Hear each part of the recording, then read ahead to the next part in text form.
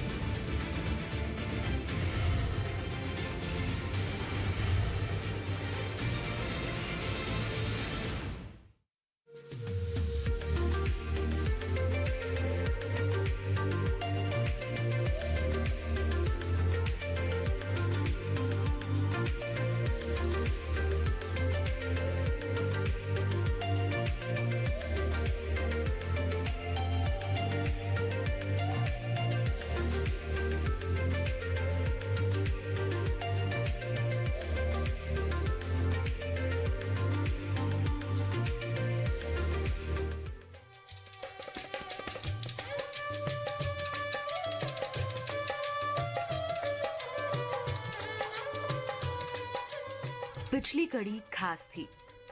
हमने राजस्थान के बीकानेर का रुख किया था। वहां स्थित राष्ट्रीय उष्ण अनुसंधान संस्थान के सफर की शुरुआत की थी। वहां के कुछ विभागों का दौरा किया था। जाना था एनआरसीसी को, वहां हो रहे अनुसंधानों को, ऊंटों की विशेषताएं, उन्नत नस्लें, प्रजनन, रोग और उनके नियंत्रण की जानकारियां हासिल की थीं। जैसे वादा किया था, हम फिर हाजिर हैं अपने सफर को आगे बढ़ाने के लिए। एनआरसीसी के हर विभाग, उसकी कार्यप्रणाली को जानने के लिए।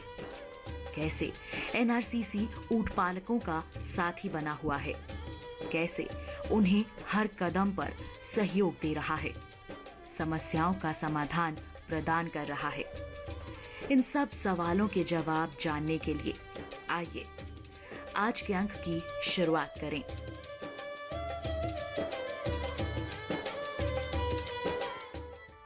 केंद्र की उपलब्धियों को जानते हुए हम आ पहुंचे जैव प्रौद्योगिकी प्रयोगशाला में।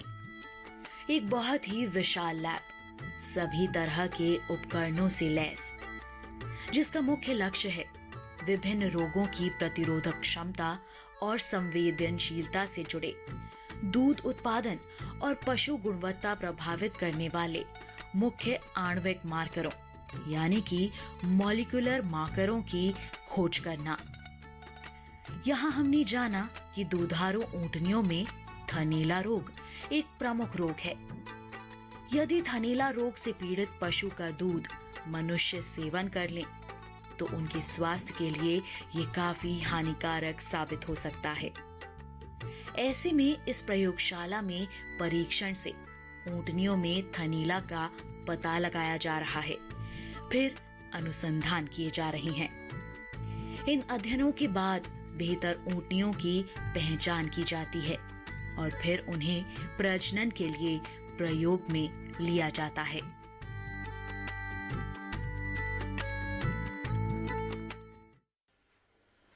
वर्तमान में ऊंटनियों को दूध उत्पादन के लिए पाला जा रहा है, क्योंकि इनके दूध में कई औषधीय गुण हैं।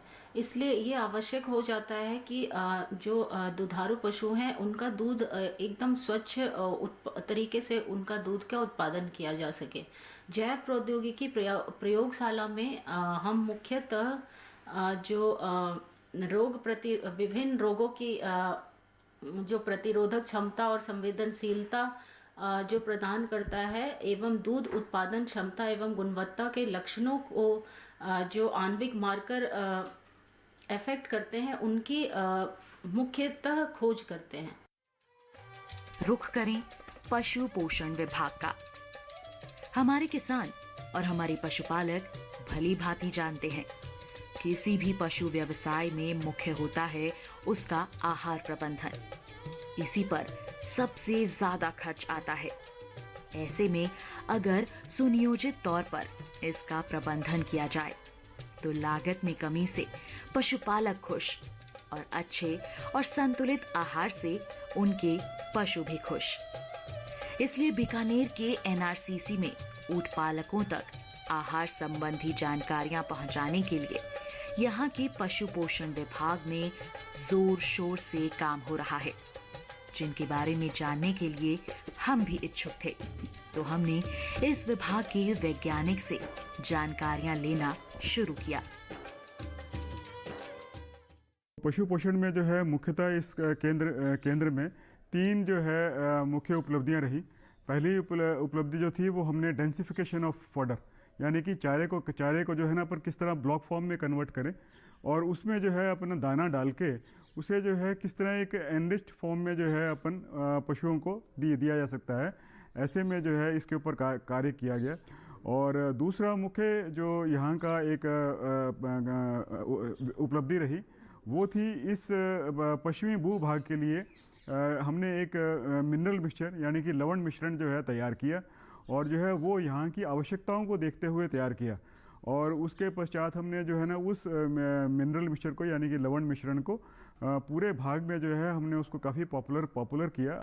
और तीसरा जो है हमने इस केंद्र में जो है की मुख्य उपलब्धि वो रही कि हमने जो है कम उम्र में जो है बच्चियों को जो है बड़ा किया और जो है ताकि उनमें जो है यौवन अवस्था के ऊपर कार्य किया और ताकि जो है कम उम्र में वो बच्चे दे दें ताकि उससे जो है उसकी जो लाइफ टाइम प्रोडक्शन है एक ऊँटने की वो बढ़ सके और दूध भी बढ़ सके।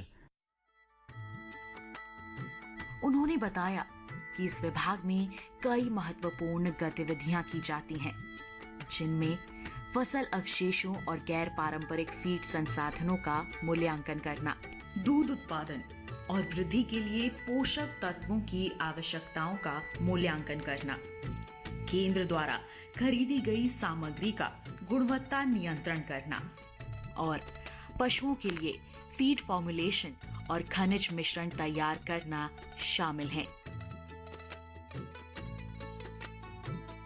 इन सभी पहलुओं पर इस विभाग के वैज्ञानिक शोध करते हैं। इसके अलावा इस विभाग द्वारा कई परियोजनाएं भी संचालित की जा रही हैं, जिनके अंतर्गत ऊंटों के विकास और ऊंट पालकों के साथ के लिए अहम काम किए जा रहे हैं। विस्तार से हमें बताया गया कि पशु उत्पादकता में सुधार के लिए फसल अवशेषों का सघनीकरण, खनिजों की क्षेत्र विशिष्ट आवश्यकताओं का आकलन और पशुओं के लिए खनिज पूरक का विकास, पशुओं के पोषण और प्रजनन प्रबंधन के माध्यम से जल्दी परिपक्वता प्राप्त करने के लिए आहार प्रबंधन संबंधित मुद्दों पर वैज्ञानिक मेहनत कर रहे हैं। परियोजनाओं के तहत जितने भी सफल परिणाम निकलते हैं, उनका लाभ सीधा ऊंट पालकों तक पहुंचाते हैं और इसके लिए केंद्र ने एक बहुत ही बेहतर विकल्प ढूंढा है।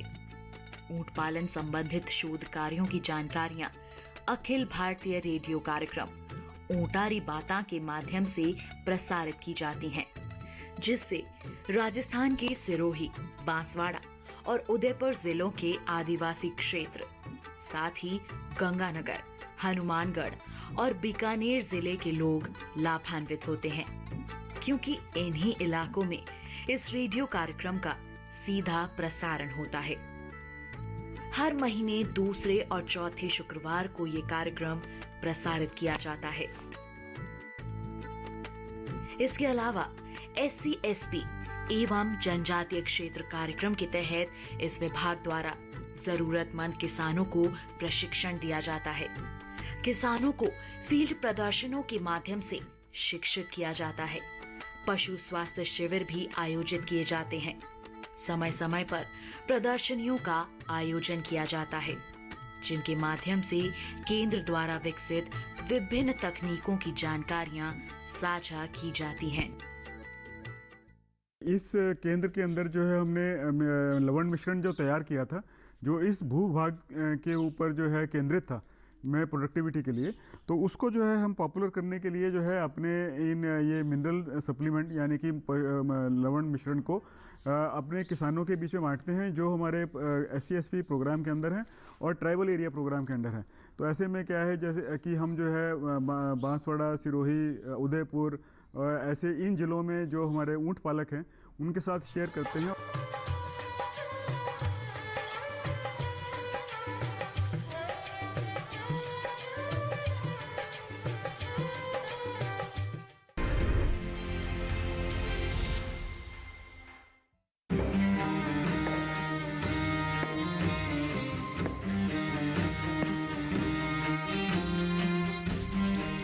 कब तक आप ऐसे फ्यूचर का टेंशन लेकर चलते रहेंगे? LIC के न्यू पेंशन प्लस के साथ अपनी पेंशन का प्लान बनाइए, क्योंकि ये प्लान आपके फ्यूचर के लिए मार्केट लिंक्ड वेल्थ क्रिएट करता है। और तो और इस प्लान में गारंटीड एडिशंस के साथ पेंशन पाने के कई ऑप्शंस भी हैं, so that you grow young and tension free. LIC, हर पल आपके साथ। 3 महीने में पैसे डबल? वाह, फास्ट और हाई रिटर्न्स भी। क्या स्कीम है? कल तो नहीं थी यहाँ। और कल होगा भी नहीं। तूने कभी 5 ओवर में डबल सेंचुरी मारी है? ऐसे स्कीम के बहकावे में आके हम धोखा खा सकते हैं। और RBI कहता है अपना पैसा सुरक्षित रखो और समझदारी से निवेश करो। अगर ज्यादा रिटर्न के पीछे भागोगे तो रिस्क भी उतना ही उठाओगे। और फास्ट रिटर्न से बच के। और फास्ट बॉलिंग से भी। RBI कहता है जानकार बनिए, सतर्क रहिए।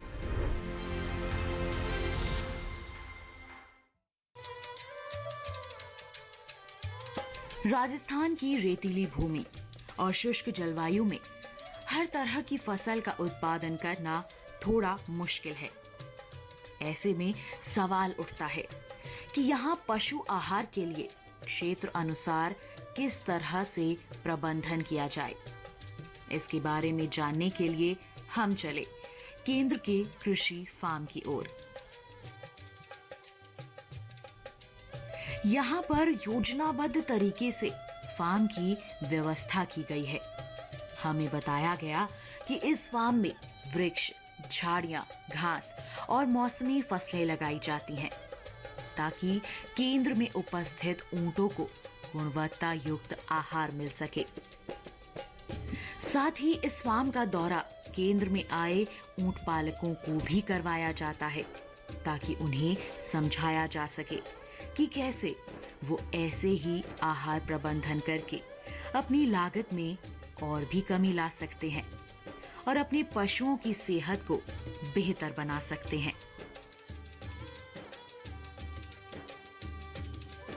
इस कृषि फार्म में राजस्थानी जलवायु के अनुकूल खेजड़ी, अरडू, जाल, नीम, बेर, बबूल जैसे वृक्ष लगाए गए हैं। इसके अलावा यहाँ झरबेरी, फोग, लाना, सहजन, शहतूत की झाड़ियां भी हैं और सेवन, धमन, अंजन, ग्रामना, नेपियर जैसी बहुवर्षीय घास ऊंटों की अच्छी सेहत के लिए लगाई गई हैं। इस फार्म में खरीफ के मौसम में ग्वार, मोठ और बाजरा, साथ ही रबी के मौसम में सरसों, चारा सरसों, जौ और जई जैसी प्रमुख फसलें लगाई जाती हैं। यहाँ पर हम ऊँटों की चराई के लिए अलग अलग चारा वृक्ष, चारा की झाड़ियाँ और चारा फसलें उत्पादित करते हैं। चारा जो वृक्ष है उसमें मुख्यतः खेजड़ी है, जो ऊँट को बहुत पसंद है। उसमें है जाल है, बेर है, बबूल है, इस तरह के वृक्ष हैं। और अभी आप देख सकते हैं कि ये रबी की फसल है। इसमें जो है जहाँ पर ऊँट चर रहे हैं, दाने के लिए हम सरसों लगाते हैं, जई लगाते हैं। और खरीफ के मौसम में यहाँ पर हम लोग ग्वार, मोठ, बाजरा इत्यादि फसलें लेते हैं। कुछ झाड़ियाँ हैं जो प्राकृतिक रूप से उगती है और उन्हें ऊँट बहुत पसंद करता है। वो झाड़ियाँ हैं, फोग है, लाना है, केर है, जो इस फार्म पर बहुत तरह से उपलब्ध है। ऊंट पालन मुनाफे का व्यवसाय है, बशर्ते इससे जुड़ी जानकारियां हासिल कर ली जाएं। ऊंटों की सेहत, उनका खान पान, रख रखाव सही से किया जाए तो आमदनी को कई गुना तक बढ़ाया जा सकता है। इसमें लागत काफी कम लगती है। इन सब के प्रति ऊंट पालकों को जागरूक किया जाता है। एक और खास बात है जो ऊंट पालक समझ जाएं और अपना लें तो फायदा ही फायदा मिल सकता है, और वो है प्रसंस्करण। जी हाँ, ऊंटनी का दूध कितना फायदेमंद है हम सभी जान चुके हैं, लेकिन अगर इसका मूल्य संवर्धन कर दिया जाए तो आर्थिक स्थिति में बदलाव लाया जा सकता है। अब सवाल उठता है, ऊंटनी के दूध से कौन कौन से उत्पाद बनाए जा सकते हैं। तो इसके बारे में जानने के लिए हम पहुंचे केंद्र की डेयरी तकनीक और प्रसंस्करण इकाई में। यहाँ पता चला कि ऊंटनी के दूध, जिसे औषधीय गुणों के चलते सुपर फूड भी कहा जाता है, उससे दूध पाउडर, दही, क्रीम, घी, आइसक्रीम, मिठाई, कैंडी, चॉकलेट बार और कुकीज जैसे उच्च गुणवत्ता युक्त उत्पाद बनाए जा सकते हैं। और ये सभी उत्पाद केंद्र की इकाई में भी तैयार किए जाते हैं, जिन्हें केंद्र के मिल्क पार्लर द्वारा उपभोक्ताओं तक पहुंचाया जाता है। यदि कोई युवा ऊंट पालक या उद्यमी इस दिशा में आगे बढ़ना चाहे तो वो भी इस केंद्र का रुख कर सकता है। इस इकाई में आकर ट्रेनिंग ले सकता है, प्रसंस्करण के गुर सीख सकता है। इस इकाई में नवीनतम तकनीकियों के विकास के लिए भी शोध किए जाते हैं और इन्हीं तकनीकों को स्टार्टअप्स तक भी पहुंचाया जा रहा है, ताकि उष्ण दुग्ध प्रसंस्करण के क्षेत्र में और भी ज्यादा विकास हो सके। संस्थान की dairy technology and processing unit में ऊंटनी के दूध का प्रसंस्करण किया जाता है तथा यहाँ पर 20 से ज़्यादा उत्पाद बनाए जा रहे हैं, जिनको संस्थान के मिल्क पार्लर द्वारा उपभोक्ताओं को उपलब्ध कराया जाता है। इसके अलावा यहाँ पे नवीन रिसर्च भी की जा रही है, जैसे कि नॉन थर्मल प्रोसेसिंग टेक्नोलॉजी का उपयोग किया जा रहा है ताकि ऊंटनी के दूध में उपलब्ध क्रियात्मक और औषधीय गुणों को बरकरार रखा जा सके। इससे संबंधित एक टेक्नोलॉजी अभी संस्थान ने एक उद्यमी को ट्रांसफ़र भी की है तथा वह उद्यमी अपने स्टार्टअप को स्टार्ट कर चुका है। Dairy technology and processing unit के अंदर किसानों, पशुपालकों, उद्यमियों को उष्ट के दूध के प्रसंस्करण से संबंधित ट्रेनिंग भी दी जाती है तथा वो यहाँ पर आकर ट्रेनिंग का लाभ उठा सकते हैं।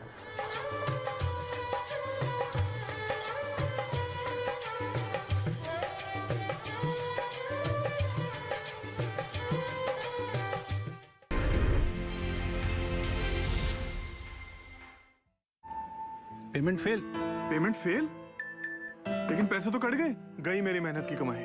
हो जाएगी भरपाई, चिंता मत कर मेरे भाई।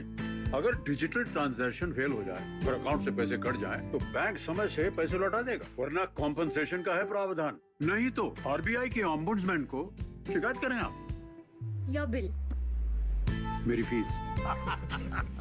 आरबीआई कहता है जानकार बनिए, सतर्क रहिए।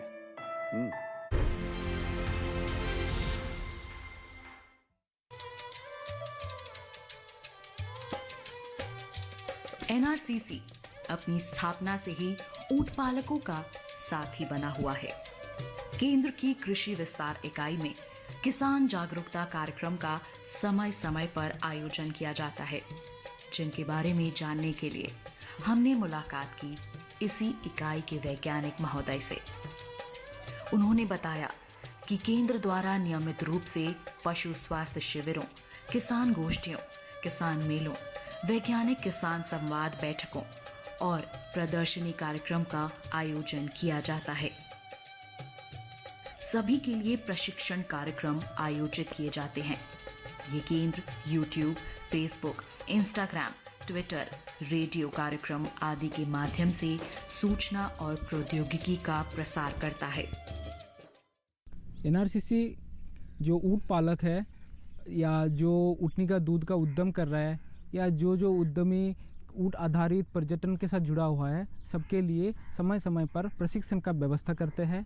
हम लोग सिर्फ संस्थान में नहीं, उनके जो गांव है वहाँ जाके भी प्रशिक्षण का व्यवस्था करते हैं। हम लोग समय समय पर एनिमल हेल्थ कैंप का आयोजन करते हैं और उनको जानकारी और अच्छे से मिले, इसके लिए समय समय पर अपडेटेड जो प्रचार पुस्तिका है वो बनाया जाता है, उसके अंदर बांटा जाता है। और सिर्फ ट्रेडिशनल मीडिया नहीं, उसके साथ साथ जो एडवांस इंफॉर्मेशन कम्युनिकेशन टेक्नोलॉजी है या जो सोशल मीडिया है, उसके थ्रू भी हम लोग उनको जानकारी देते रहते हैं।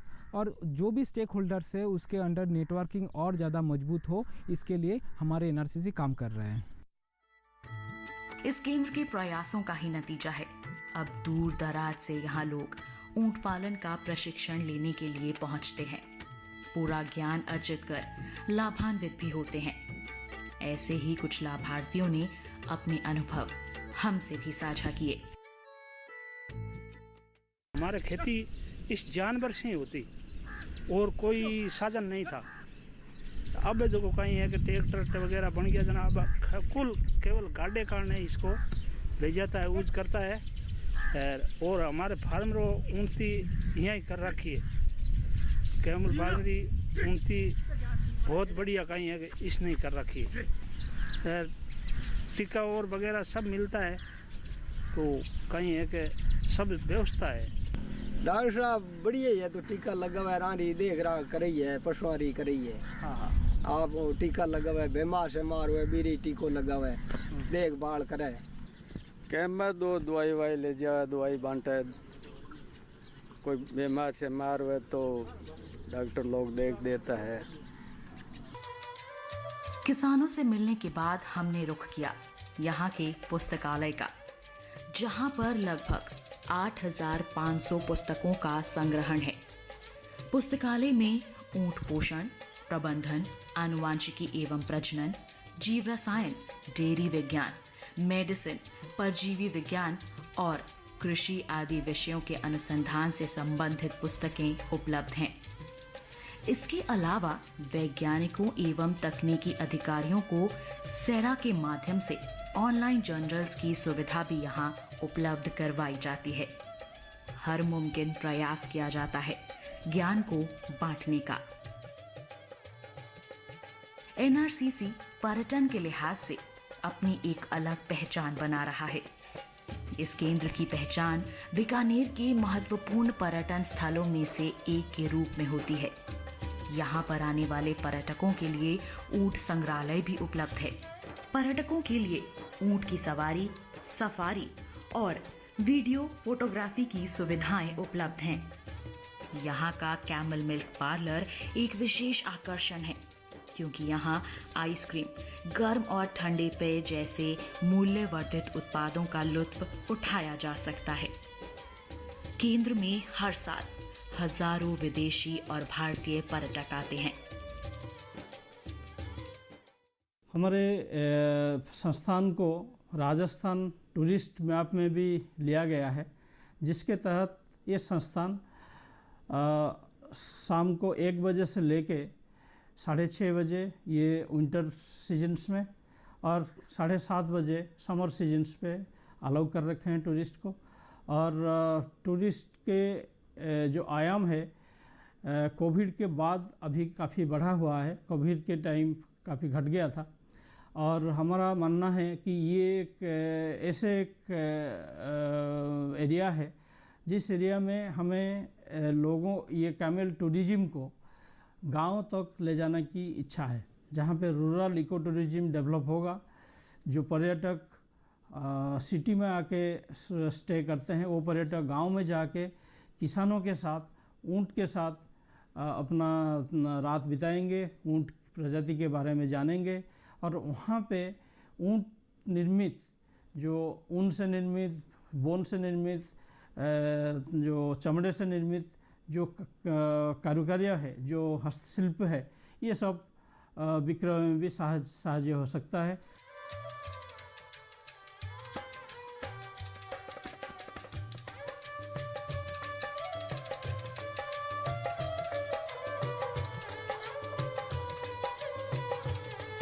आज के कार्यक्रम के माध्यम से हमने और आपने एनआरसीसी को करीब से जाना, इसी उम्मीद के साथ कि आगे भी इस केंद्र में यूं ही कार्य चलता रहेगा।